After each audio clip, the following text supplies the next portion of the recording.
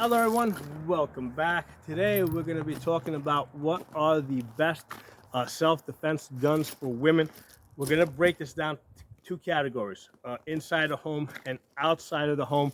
The information that I'm presenting to everybody here is based on my 12 years as a full-time firearms instructor. In that time, I have traveled to different gun ranges all over the Northeast, and I have trained thousands of women. Okay, now most of these women have never shot a gun before, so at the point where I'm training them, they're being trained for the very first time. And basically, I have seen which guns they learn the quickest, right? Which guns they're able to shoot the best, and which guns they're able to shoot best under stressful conditions. And one of the things that I do when I train people is I create stressful conditions, right? Because that is the type of situation that you would normally be using a gun in a self-defense type of situation. So in stressful conditions, you want to be able to use the easiest possible gun that you can possibly use. Okay, now, although this video is geared towards women, the same thing applies to men. Okay, so the same guns that work for women are also going to work for men, but we're gonna basically focus on women for this video. So the best gun for women is an AR-15. Okay, without a question, absolutely 100%. This is the gun that women shoot the easiest. Okay, and I'm going to prove it to you guys. Okay, I'm going to prove it to you guys right now. Okay, by shooting that gun one-handed. Okay, before I get into the one-handed shooting, let me say this. First of all, with that gun, the more parts of your body that you have on the gun, the easier it is to control. Okay, so with the AR-15, normally when I hold this gun, I got one hand up here, one hand over here. I'm pulling this into my chest, and I got my face on the gun. So I got 4 parts of my body on the gun, and I'm leaning into it. When the gun recoils, it's not recoiling into my arms, it's recoiling directly into my body. Okay, so all the recoil is going into my chest over there, as opposed to, let's say, a handgun. Any handgun, you only got 2 points of contact on the gun, and basically when you're pushing into this gun over here, you're pushing into it with your arms, not your body. Now you're trying to get as much of your weight behind the gun as possible, right? But that force is going to come up through your arms, as opposed to the rifle, okay, where that force is going to come from the gun straight into my chest. My arms are just guiding the gun, basically. Okay, so one of the benefits of an AR is the fact that my hands are further apart. You know? Because my hands are further apart, I have a better sense of where the gun is pointed. So when I pick up this gun, basically I take my hand over here, and I just throw that underneath the thing I want to shoot. And just by putting my arm underneath it and my face on the gun, my dot's on the target. Okay. With the handgun, right, because your hands are closer together, what I find with new shooters is when they extend, most of the time they're pointing the gun down or up. Because their hands are closer together, they don't have a good sense of where the gun is oriented. So it takes a lot more training to be able to come out and present the gun level and straight every time. Okay, so that takes more training. But what I'm going to do now is I'm going to demonstrate for everyone here why the AR-15 is a much easier gun to shoot. The way I'm going to do that is, instead of holding the gun two-handed and shooting it, I'm going to hold it one-handed and shoot it. Okay, and like I said, even though I'm holding the gun one-handed, that recoil is coming straight back into my chest. I am not feeling it through my arm.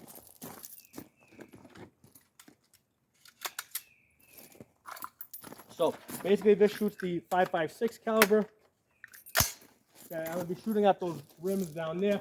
Again, actually, let me do it this way, right? So I'm going to do it in this direction so you guys can see me shoot the gun. And what you're looking for is the muzzle rise. Look at the barrel here to see if it's lifting up when I shoot the gun, okay? You know, is it staying there, or is it going up and down every time, right? If the gun's going up and down, that means I'm having a difficult time controlling it, okay? So remember, basically this is just, this is just leaning against my body right now, okay? Okay?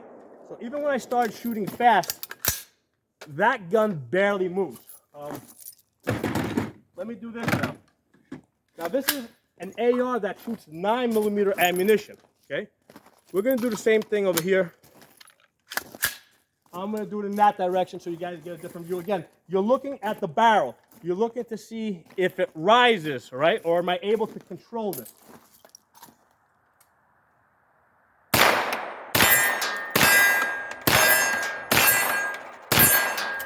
right. So, as you guys probably saw, that barrel was probably not rising very much. Very easy to control, okay? Even shooting this one-handed. Let's do the pistol now. Same thing. You're looking at the barrel to see how much this moves.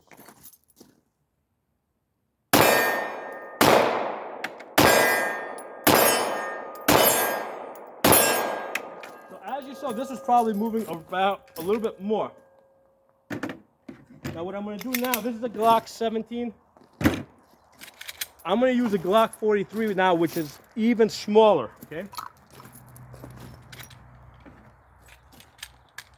And what you will see is that this gun is probably going to move the most because it is the lightest.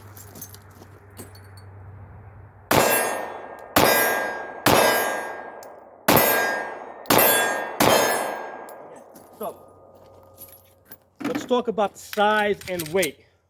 Okay. Size and weight makes a big difference. Most women and men too make the mistake of thinking that the smaller gun is going to be the easiest. That's the opposite true. Of these, all the guns that I shot, this is by far the hardest gun to shoot. It takes the most amount of training to learn how to shoot this well.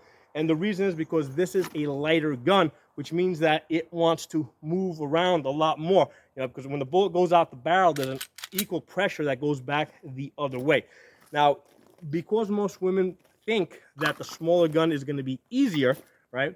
A lot of times when they go to a gun store to buy a gun, they're going in there with the intention of buying the smallest gun that they can possibly find, okay? Not knowing that it's actually the hardest, okay? The gun store knows this, okay?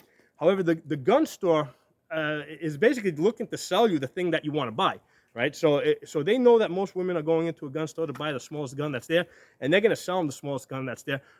Now, when they come to me for training, well, basically they've just showed up with the hardest gun to shoot, okay?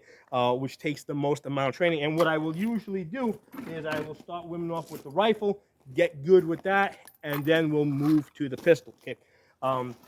So as far as the purpose of these guns, the AR-15 is always your primary self-defense gun, okay? This is the gun that you use in your house to defend you.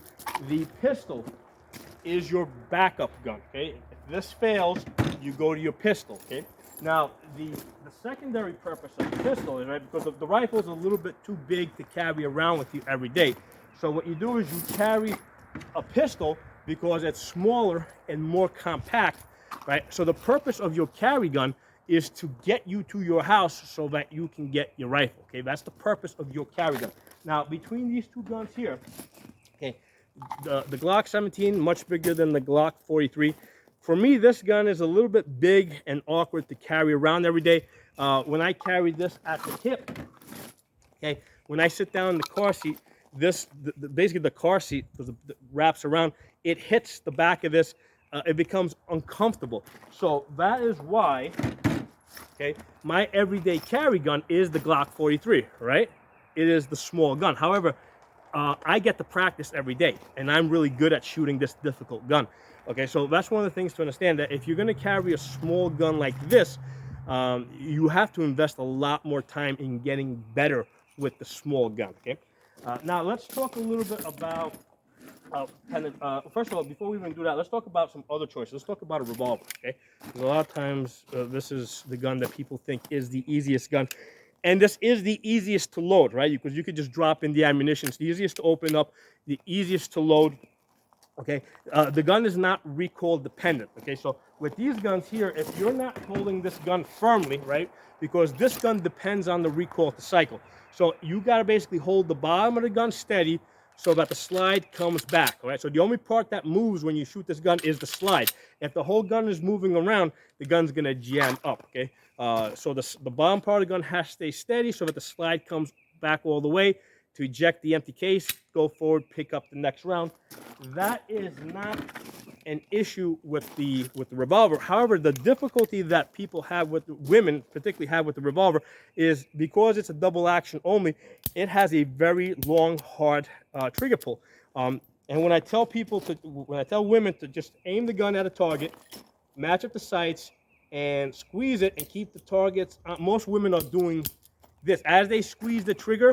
The gun's moving around all over the place because they have a really hard time squeezing the trigger and keeping the sights on target. Okay?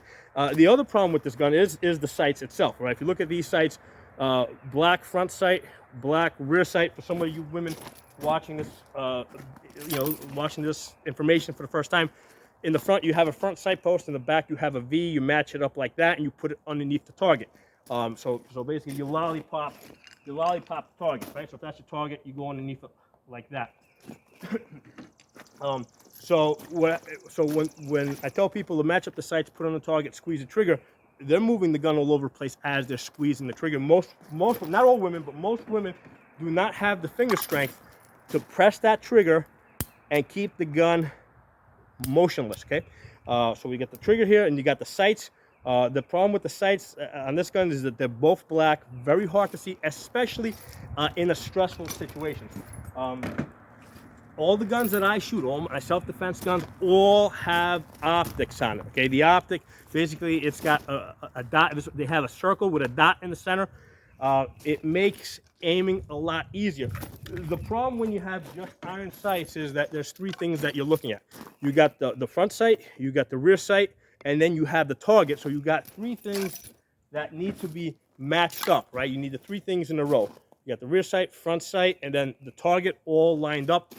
And here's the thing, when you're shooting, right, you have to focus on the front sight, not the target, okay? So the way it works out in practicality, in reality, is your focus on the front sight is going to be clear. Your rear sight is blurry. The target over there is going to also be blurry. That's not the natural way to look at things, all right? If that thing over there is scaring me, the natural thing for me to do is look at that target over there. It takes a lot of additional training to be, and a lot of discipline to be able to bring your focus back from the thing that's scaring you to the front sight so that you can hit the thing that's scaring you, okay? Or the thing that's a deadly threat to you, rather, okay? So that's the other thing. That's the thing with the iron sights. It makes it a lot more difficult to learn. When I started putting women on ARs with optics, they were like hitting the targets with the very first shot, okay?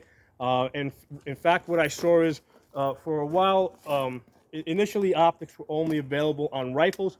They were not available on pistols. And what I found is when I met women at the range, they all wanted to shoot rifles. They were not really interested in the pistols because they were just it's so much more difficult to shoot. Once optics on pistols became common, all of a sudden it was like 50-50. They wanted to shoot the rifles, but they also wanted to shoot the pistols. The optic makes all the difference, right? Just being able to look at the target and the dot is on it makes all the difference. And because it was easier for them to shoot, they enjoyed shooting it. They wanted to shoot more. They got better with the pistols, okay? So any guns you buy have to be optic ready. They have to. Now, you're not going to buy the gun with the optic mounted on it. That's something that you buy afterwards, right?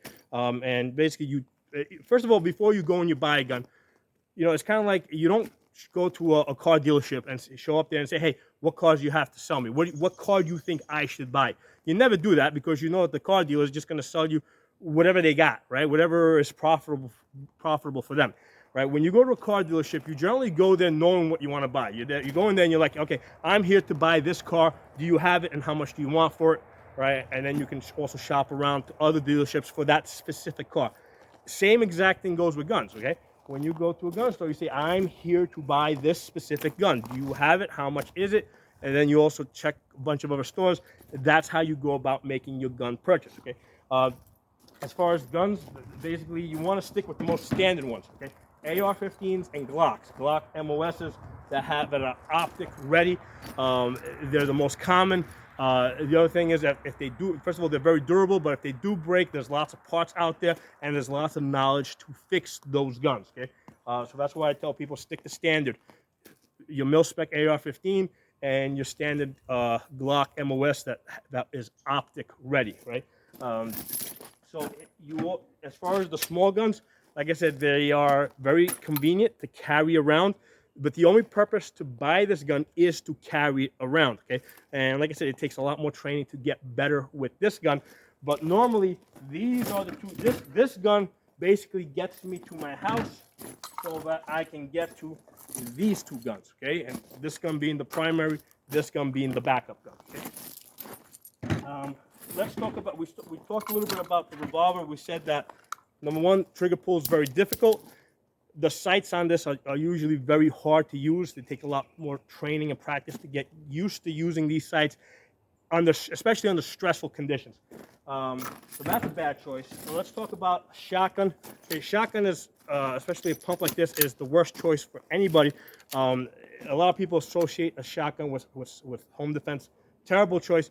Even people that shoot shotguns regularly, right, under stress, what they will do is they will short stroke it, right? They're not going to pump this hard enough to eject the empty shell and then pick up the next one, right? And that includes people that are experienced with shotguns. The other thing with this is when you go to reload this, first of all, it has much lower capacity than either of those other guns, okay? And then when you go to reload it, you're reloading one shell at a time.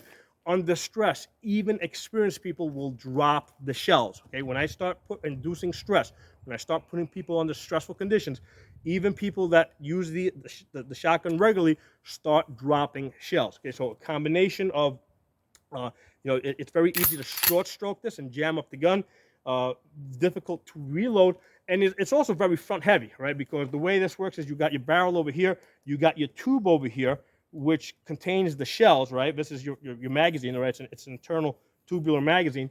Well, having this tube under your barrel, especially when it's loaded with shells, and shotgun shells are very heavy, the gun is very front heavy. So this is a terrible gun for women to use. And also, even with birdshot, which is not what I recommend for home defense, but even with birdshot, this recoils a lot. It's a very high recoiling gun, okay?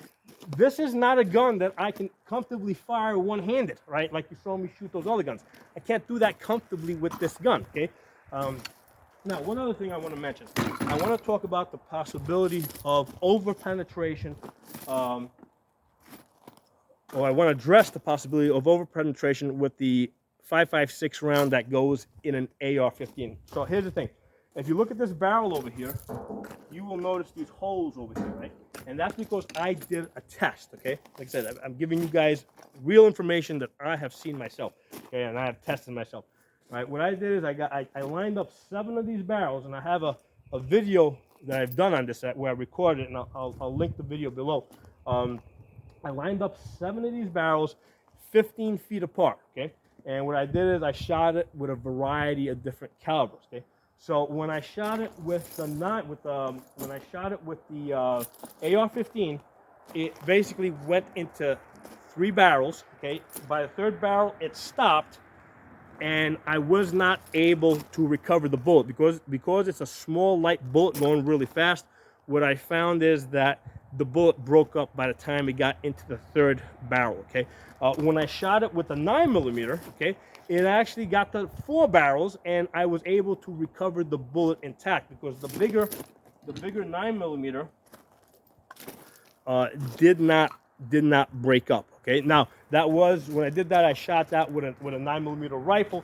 When I shot it with the pistol, it got to the 3rd barrel, but so they both went to the 3rd barrel. However, I was able to recover the bullet, the 9mm bullet. I was not able to recover this because it had completely broken up. And that's one of the things that you got to keep in mind with over penetration concerns. Almost all rounds will go through walls, right?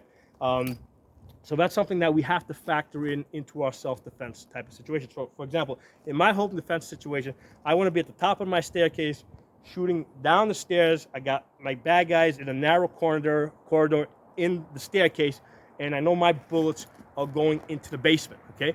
So that is a very good self-defense plan where I know where my bad guys are going to be. I know where my bullets are going to end up. Okay, so what you want to do is you have to kind of consider the reality that bullets do tend to go things, and decide where you're going to position yourself, what direction you want to be shooting in, and where you want your bullets to end up. And especially in a home defense type of situation, we have the advantage that we are able to plan this out in advance.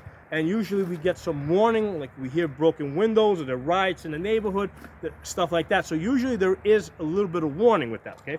So we get to pick where we want to be, behind the bed, shooting, which room do we want to select to make our stand-in, right? So you got to look at the layout of your house and figure out where you want to be.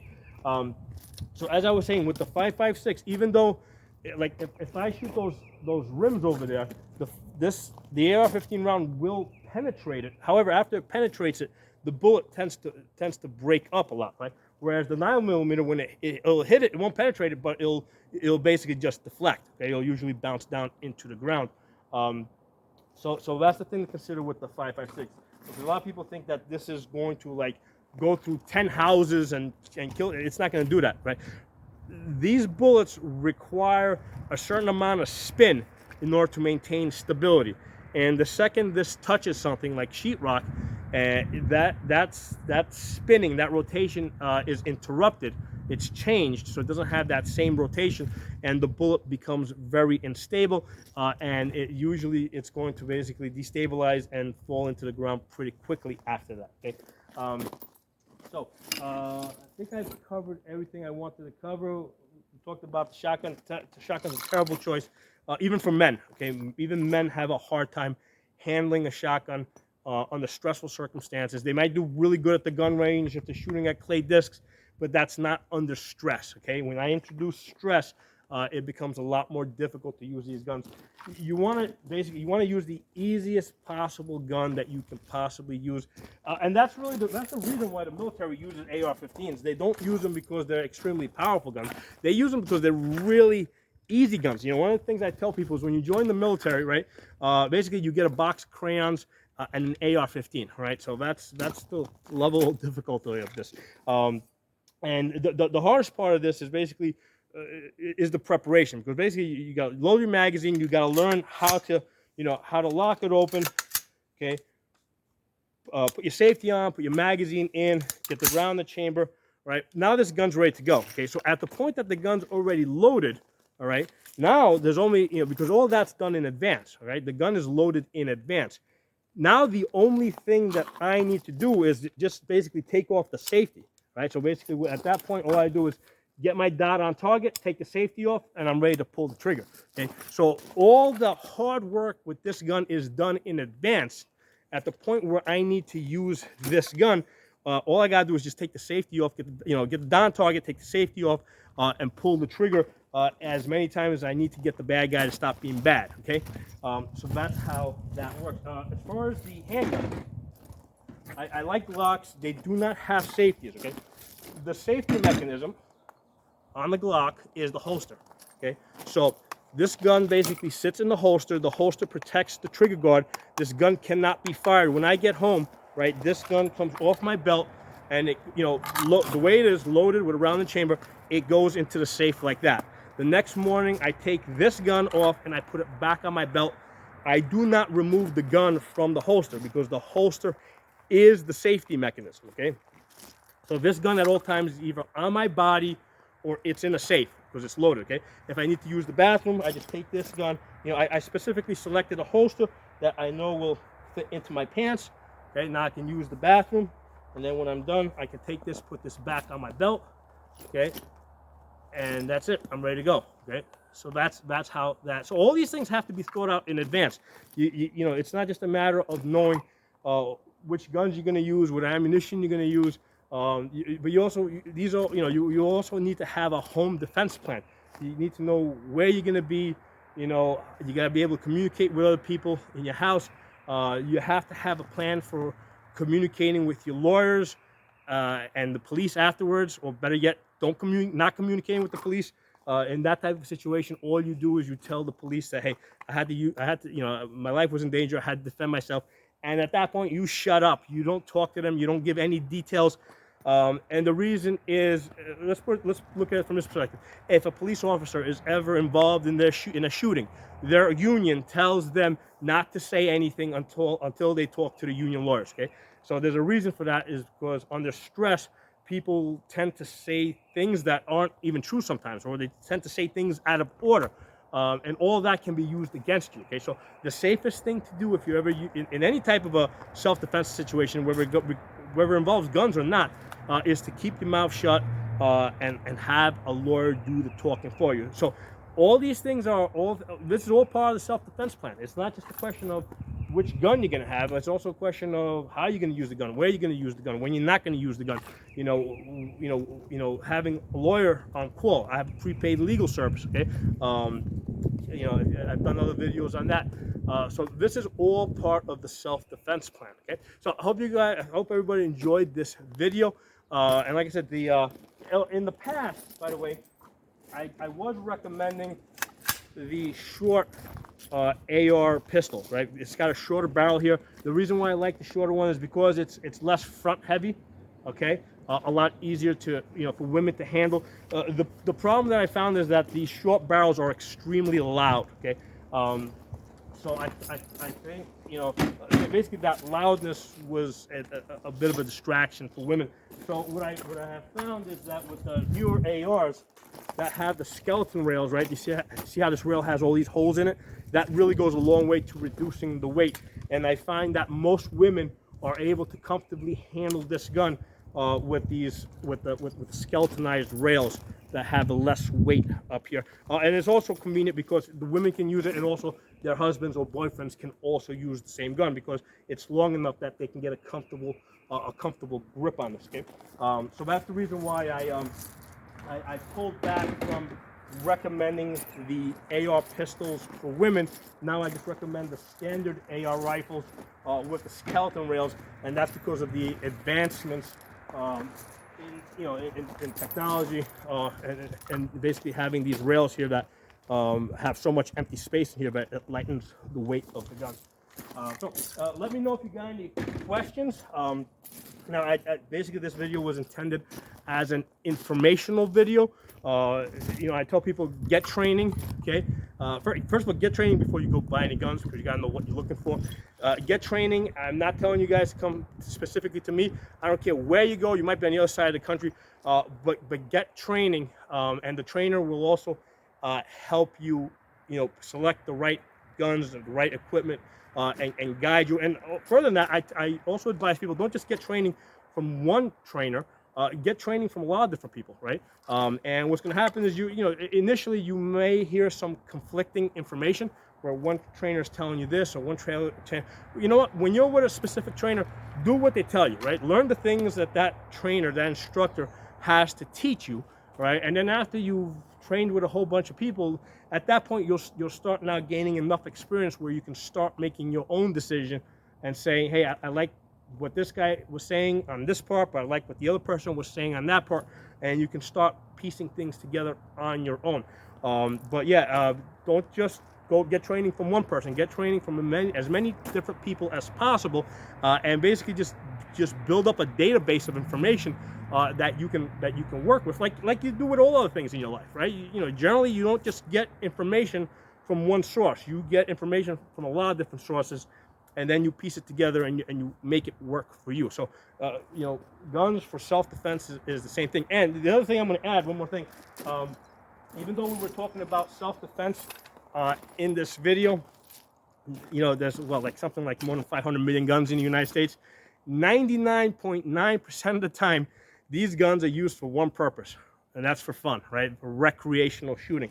So one of the things I tell people is, when you go to your training class, don't go there thinking that, hey, I'm here to do the job, right? I'm here to train specifically for self-defense.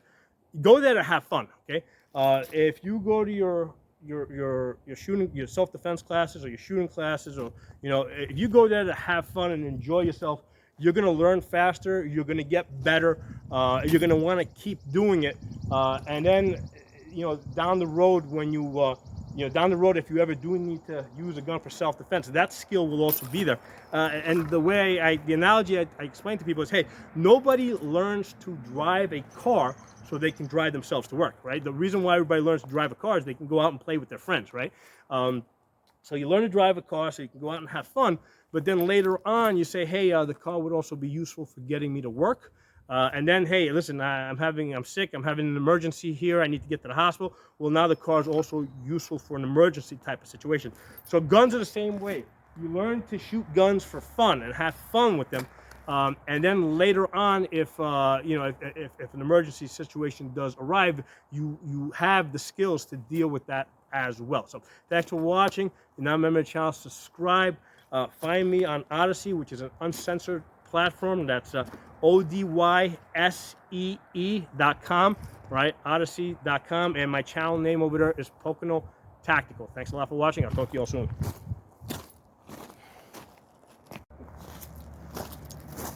Really quickly, I wanted to address the fiction, all right, that a woman is going to be able to take a couple of martial arts classes, or boxing classes, or any hand-to-hand self-defense classes, and be able to defend herself against somebody that is actually trying to hurt her. Okay, don't confuse wrestling with your boyfriend or with your husband with somebody that is actually trying to hurt you. Okay, there's a reason why in combat sports like boxing, wrestling, etc., they put people in different weight classes. Okay, that's because a 200-pound man has a significant advantage over a 160-pound man. Okay, size and strength does matter. Okay, this isn't Hollywood. This is not fiction. We're not looking at Wonder Woman here, right? In reality, a stronger person always has the advantage. Now you can close that gap a little bit with a lot of training. All right. Now, as far as I used to own a gym. All right. I used to teach boxing. I've got videos up of me training women and sparring with them. And I can tell you guys, it was never a competition, right? I had to basically fight, and these were women that trained with me on a regular basis, and I really had to go really easy and light with them. Okay. It takes this is for anybody. This is for a man. Okay, if you are getting, let's say, into boxing or any type of martial arts, it takes a minimum of about 2 years to become competent in any martial art where you're fighting with your hands or with weapons like swords or knives or clubs or anything like that. Okay? It takes a minimum of 2 years of training. With the guns, okay, I can pretty much turn anybody into a marksman with one training session with one of these. Okay, with the pistols it is harder, but with the rifle I can pretty much make just about anybody competent with a rifle. Now, if you don't believe me, okay, it's really simple. Okay, what you do is just go find some local boxing gym. All right, go over there, put on some protective gear, right, so that you don't actually get hurt. Right, put on some protective headgear, put on some gloves. Okay, find one of the guys in the gym and ask them to box with you. Right, ask them to fight with you. Okay, and you will see that you are, you're completely defenseless. Okay, you are completely defenseless. As a smaller woman against a larger man, and even as a man against a larger man. Okay, the bigger man in real life, size matters, right? The bigger man always has the advantage. There's other things, of course, like speed that also count. Training does make a difference, but it takes years to develop skill. Okay, so you can bridge the gap, between size. You can bridge the gap between a small person and a larger person with lots of training, but that's what is involved. There's lots of training involved that takes years to develop, and like I said, it takes a minimum of 2 years of weekly training to become competent, in fighting with your fists or fighting with with clubs or knives or similar tools. Okay, so the best, the cheapest, the easiest, the fastest way to gain proficiency in self-defense is with this. Okay, and I'll give you guys another example. For a long time, okay, the bow and arrow was superior to the musket. Okay, the arrows that the Indians used to fire were more accurate than the single shot smooth bore muskets. Right, and not only were they more accurate, but they could fire them a lot faster. The reason why they transitioned to muskets, right, from because they had bows and arrows in Europe. The reason why they made that transition is not because the musket was superior. It was because it is easier, it is faster to train people on the gun as compared to a bow and arrow. Okay, so guns are easier to train people on. Okay, so I hope that addresses that issue. And like I said, if you don't believe me, just go down to your local boxing gym, put on some protective gear, and get in the ring with one of the guys. And they're going to go really light and slow with you and soft on you. And you're going to see that, I mean, there's still no competition, right? It takes years of training to get yourself up to a competitive level when it comes to hand-to-hand combat. So thanks for watching. I'll talk to you all soon.